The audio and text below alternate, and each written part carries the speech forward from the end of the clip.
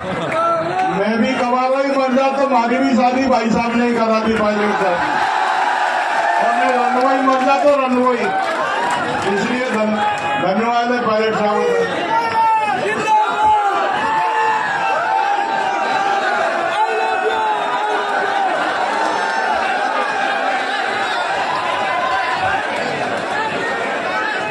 बालीपुर के विधायक सम्मानीय जया खड़ाना साहब, दौसा से विधायक और प्रदेश सरकार के मंत्री मोरेगा मीणा जी, तो बैठ जाए हमारे विधायक और एससी कमीशन के चेयरमैन हिरालाल बैरवा साहब, वेद प्रकाश सोलंकी जी, राकेश पारिक साहब, यार मीणा जी, दक्षिण सिंह जी पूर्व विधायक, हमारे जिले के अध्यक्ष कांग्रेस पार्टी के रामलाल कोट साहब, गीता खड़ाना जी, हमारी पूर्व प्रमुख सुनौरा, अजय बोरा जी, इंद्र बैरवा जी, श्रीमती शुक्ला जी, सीता मीणा जी, नरेश मीणा जी, मंचासीन सभी नेतागण, इस कॉलेज के प्रांगण में इस सभा में मौजूद सभी आदरणीय बुजुर्गों,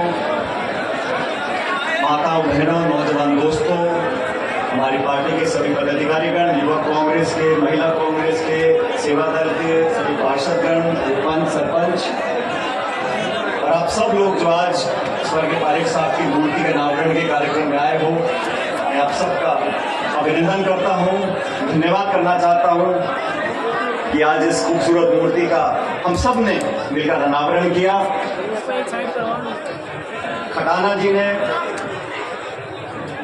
क्या है, बहुत जल्दी घबरा जाते हैं, सही बोल रहा हूं ना? मैंने कहा खड़ाना जी शांति रखो, डरो मत। उन्होंने कहा साहब बारिश हो गई, पानी पड़ गया, देरी हो रही है, तो मैंने कहा चिंता मत करो। फिर उन्होंने कहा साहब वो बीजेपी वाले कोई यात्रा निकाल रहे हैं, कोई मीटिंग कर रहे हैं, कोई हाथी पे आ रहा है, कोई घोड़े पे आ रहा है। और हकीकत तो यह है कि इस मूर्ति के कार्यक्रम को बहुत समय से उन्होंने मुझसे टाइम मांगा था, लेकिन कुछ परिस्थिति ऐसी रही कि कार्यक्रम नहीं कर पाए। लेकिन फिर वो एक आप जानते हो पुराने खड़ाना जी को मैं भी बहुत दिनों से देख रहा हूँ, तो बहुत टेंशन, मन में विचलन, ये हो जाएगा वो हो जाएगा, परिवर्तन यात्रा आ रही है, फलानी पार्टी आ रही है, ये हो रहा है वो हो रहा है। तो मैंने कहा सुनो खड़ाना जी, 100 सुनार की और एक चिंता मत करो, हम सब लोग आएंगे। और ये पुराना बहुत लंबे समय का कार्यक्रम होना था, लेकिन हर चीज का समय होता है। और ये संयोग की बात है कि कल एक जनसभा प्रियंका जी ने करी टोंक में। अब आप जानते हो मैं टोंक जिले से, टोंक का विधायक हूं, लेकिन मैं कैसे भूल सकता हूं कि मैं सबसे पहले दौसा का सांसद था। तो संयोग ऐसा बैठा कि जैसे ही हमारी टोंक की सभा खत्म हुई, हमारा आज 11 तारीख का प्रोग्राम था, तो मैं धन्यवाद देना चाहता हूं सब लोगों का जिन्होंने इस मूर्ति का निर्माण करने में, इस कार्यक्रम को कामयाब बनाने में एक दूसरे का सहयोग किया। और आप सब जानते हो चुनाव ज्यादा दूर नहीं है। अभी खड़ाना याद दिला रहे थे 1986 में, मुझे अच्छी तरह याद है, मैं छोटा था उस समय, मेरा 8-10 साल का होगा उस समय। साहब ने इस किया, टाइम था सुबह का 11-12 बजे का, हम पहुंचे रात के 1 बजे। उन दिनों सड़कें छोटी थी, अम्बेसडर गाड़ी थी, डीजल की थी, बार बार गर्म हो जाती थी, रुकना पड़ता था। और साथ में आए थे उस समय सांसद थे अमिताभ बच्चन जी। मुझे जब उन्होंने कहा तो एकदम से याद आया कि हम अलवर होते हुए बांदीपुर पहुंचे, लेकिन रास्ते में बहुत जगह रुकते हुए आए और 8-10 घंटे देरी से आए। और उस समय भी लोगों के अंदर बहुत उत्साह था, बहुत जोश था। अब ये देखो खड़ाना जी, आपकी किस्मत ही ऐसी है, आज बिना अमिताभ बच्चन जी के भी मामला जमा हुआ है।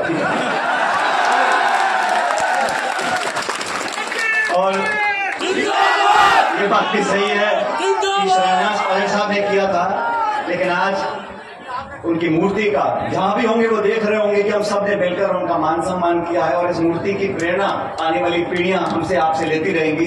ये छत्तीस कौम के लोगों के लिए, समाज के लोगों के लिए, जिले के लिए, जो बच्चे यहाँ पढ़ेंगे उन सबके लिए प्रेरणा का स्रोत रहेगा। अब क्योंकि 2.5-3 महीने बाद चुनाव है और मेरे ख्याल 1 महीने में आचार संहिता लग जाएगी। विधानसभा के चुनाव होंगे प्रदेश में, मध्य प्रदेश में है, छत्तीसगढ़ में है, तेलंगाना में है, मिजोरम में है, और आप सब लोगों को निर्णय करना है कि किन लोगों को चुनकर हमने विधानसभा में भेजना है। और मुझे कहने में कोई संकोच नहीं है कि आपके विधायक खटाना जी ने जो दिन रात इस बांदीकुई विधानसभा क्षेत्र में संपर्क किया है, हफ्ते में 6-6, 7-7 दिन घूम घूम कर गांव ढाणी में एक दूसरे से लोगों को जोड़ा है और बिना भेदभाव के, बिना पक्षपात के लोगों को विकास का रास्ता दिखाया है। क्योंकि साथियों, जब पहला चुनाव यहां से कांग्रेस पार्टी ने लड़ाया था खटाना जी को, अपन कामयाब नहीं हो सके थे, लेकिन उसके बावजूद भी संगठन के माध्यम से लगातार इस क्षेत्र की सेवा करी। और जब आपने जिताकर भेजा तो विकास में, संपर्क में, प्यार में, मोहब्बत में, भाईचारे में, जोड़ने में, बिना भेदभाव के विकास कराने में उन्होंने कोई कमी छोड़ी नहीं। इसलिए आप लोगों को तय करना है, और आपसे मतलब नौजवानों से, छत्तीस कौम के लोगों से, सब लोगों से। ये पुराना क्षेत्र रहा, कांग्रेस का गढ़ रहा, यहाँ से मुरारीलाल मीणा जी विधायक रहे, और मैं तो भी बांदीकुई की जो सिकराई की हमारी मंडी है उसमें कह रहा था, मैंने कहा बांदीकुई के लोग तो बहुत किस्मत वाले हैं, बटन एक दबाते हैं विधायक 2 मिल जाते हैं। खटाना जी का भी अब ये माने ना माने मंत्री विधायक दौसा से है, लेकिन मन और मकान बांदीकुई में बना हुआ है। अभी मकान दिखा रहे थे मेरे को, बाई तरफ का बोर्ड लग रहा है। लेकिन आज मैं बहुत दूर की बात सच है, बहुत दिनों के बाद बांदीकुई आने का मौका मिला। बहुत से ऐसे लोग जो पहले नौजवान थे, आज उनके बच्चे बड़े हो गए, जिनके थोड़े थोड़े बाल सफेद थे आज पूरे धौले हो गए, पूरा सफेद हो गए। और मैं रास्ते में आ रहा था, सीताराम शर्मा जी की हलवाई की दुकान है बाई तरफ कोने पे। मैंने बहुत पहले वादा किया था उनको, मैंने कहा पंडित जी आपकी दुकान पक्का आऊंगा। आज उनको देखा, मैं गाड़ी से उतरा, उनकी दुकान में गया, उनका पोता इतना बड़ा हो गया, 22-23 साल का पोता हो गया। तो समय बहुत जल्दी बीतता है, लेकिन समय के बीतने का मतलब ये नहीं है कि हम आपसी संबंध खत्म कर दें। और संबंध साथियों बनाने से बनते हैं, चाहे घर का भी कोई सगा संबंधी हो, चाचा भतीजा मौई मासी कोई भी हो, अगर आप संबंध नहीं बनाओगे, और संबंध बनते हैं 2 तरफ से, एक पक्ष जोड़ लगाता रहे और दूसरा सुने ना, राम राम ना करे, मीठे से बात ना करे, संबंध बनते नहीं। संबंध बनाने के लिए एक दूसरे को समझना, एक दूसरे के दुख दर्द में भागीदार रहना, अपनेपन का एहसास कराना। तारीफ 2 हाथ से बजती है, संबंध 2 तरफ से बनते हैं। तो समय के साथ साथ जो संबंध गहरे होते जाते हैं वो संबंध सच्चे होते हैं, और समय के साथ साथ जो संबंध कम होते जाते हैं, ये समझ लो कि कमी मेरे में या तुम में हो। अगर संबंध कमजोर हुए हैं तो कमी किसी ना किसी की है। लेकिन मुझे फख्र है, मुझे गर्व है, मुझे अभिमान है कि हम लोगों का संबंध इस क्षेत्र से, इस तहसील से, जिले से जितना पहले था, भगवान की कृपा है, आज पहले से ज्यादा हो गया है। और ये सब इसका श्रेय मैं आप लोगों को देना चाहता हूं, क्योंकि मैं भी भागदौड़ में लगा रहता हूं, आप जानते हो। और राजनीति ऐसी हो गई है आजकल, ये कुट्टी कबस्ती होती रहती है, पर कुश्ती कबड्डी नहीं हो, जब तक कि हम आवाज को बार बार जगह जगह ना उठाएं तो फिर पद पे बैठना, कलम घिसना, फाइल खिसकाना, उसका कोई मतलब नहीं है। इसलिए आप लोगों से निवेदन करने आया हूं कि आज हमने इस कार्यक्रम का आयोजित किया।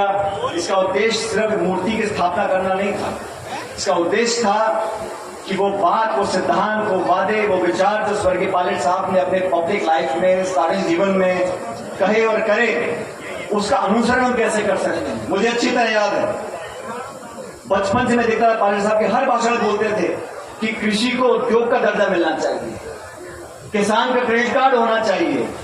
20 साल बाद अब जाके सरकारों ने उस काम को किया कि किसान क्रेडिट कार्ड मिलना शुरू हो गए।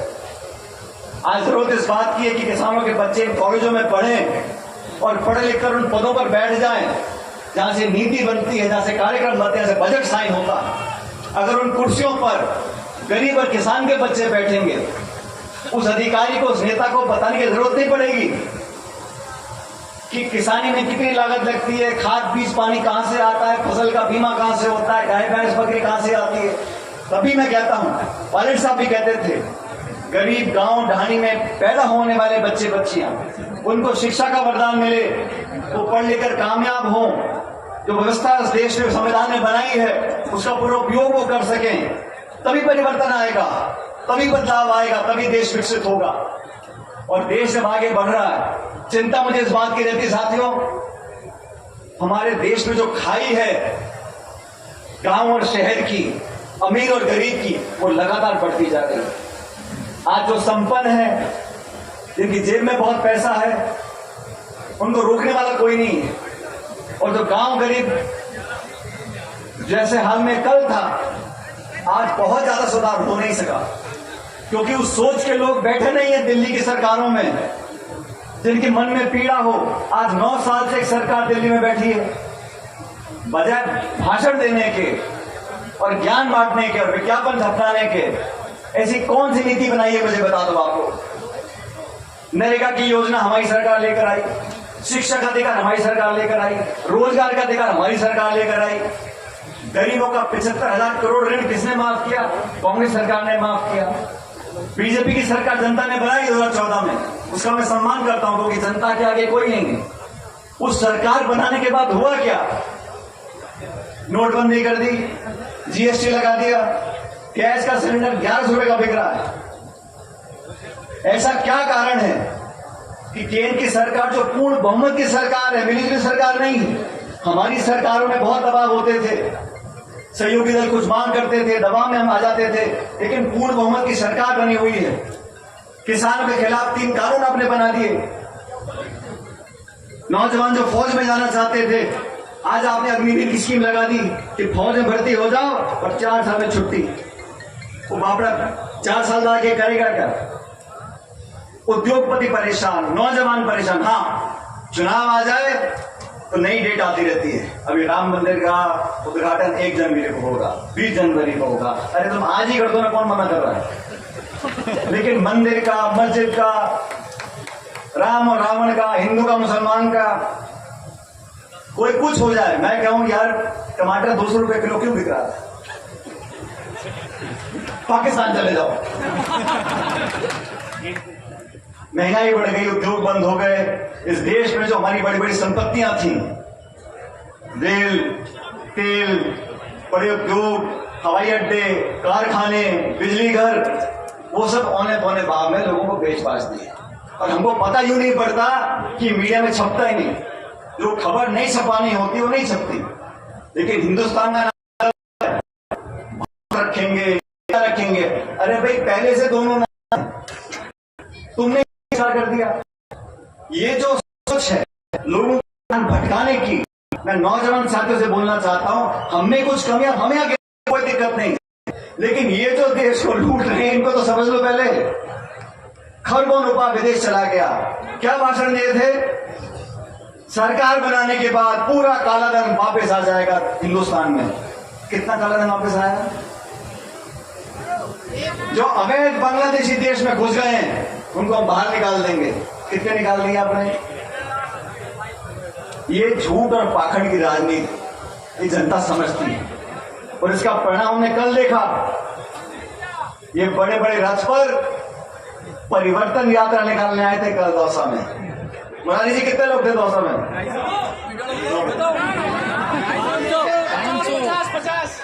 200-300 कार्यकर्ताओं को लेकर परिवर्तन यात्रा करने जा रहे हो। अरे बड़े भाइयों, खिड़कियां खोलो, देख लो जनता कहां खड़ी है।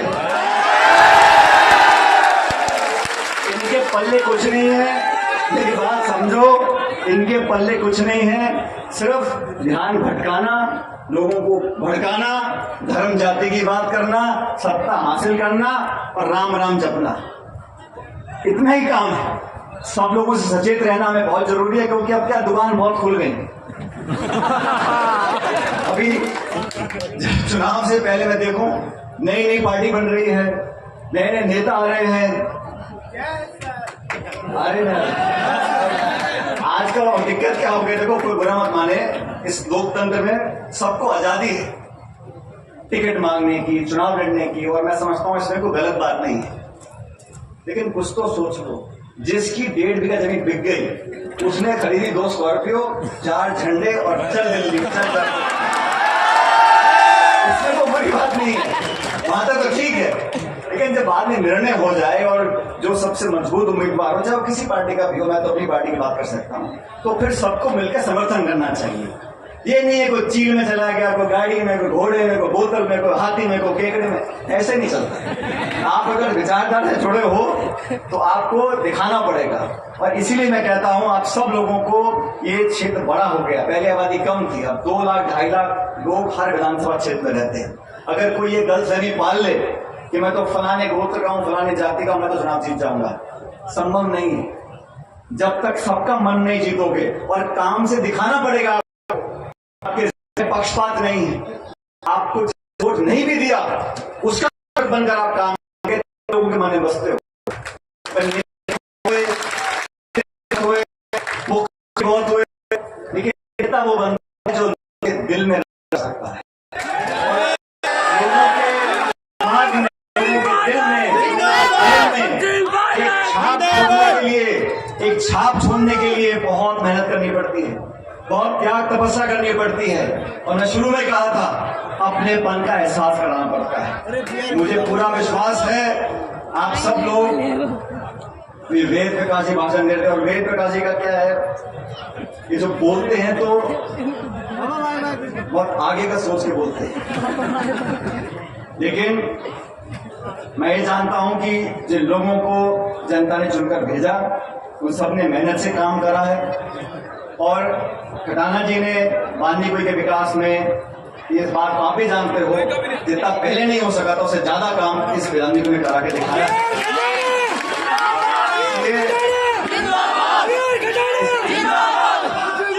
आप सब लोगों से मैं निवेदन कर रहा हूं, 2-1 महीने का समय रह गया, अब मैं खटाना जी को बोल दूं कि टेंशन मत करो। बोल सकता हूं क्या? आप सबके सब दोनों हाथ खड़े करके बताओ कि बोलो टेंशन करने का नहीं है, अभी टेंशन करने का नहीं है, खुल के काम करो 2 महीने और फिर जनता जिता के कांग्रेस पार्टी को भेजेगी। यहाँ से धन्यवाद करना चाहता हूँ। मेरे साथ जोरदार नारा लगाना है कांग्रेस पार्टी का, कांग्रेस पार्टी।